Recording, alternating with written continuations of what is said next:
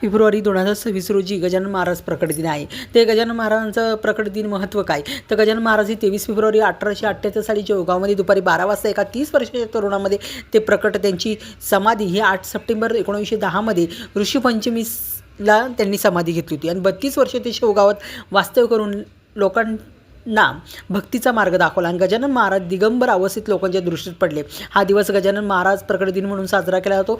श्री गजानन महाराज ही तेलगी ब्राह्मण असल्याचे रामराजू नावाच्या एका लेखकाने आंध्रा योगुलू नावाच्या पुस्तकात लिहिलं आहे. गजानन महाराजांनी लोकांना भक्ती मार्गात आणले आणि कुष्ठरोगांची सेवा केली. गजानन महाराज यांचा विजय ग्रंथ खूप पवित्र आहे. हा ग्रंथ पठण केल्याने भक्तांच्या मनोकामना पूर्ण होतात आणि आध्यात्मिक ऊर्जा मिळते. गजानन महाराज हे साक्षात भगवान गणेशाचा अवतार मानला जातो, दिगंबराचा अवतार मानला जातो.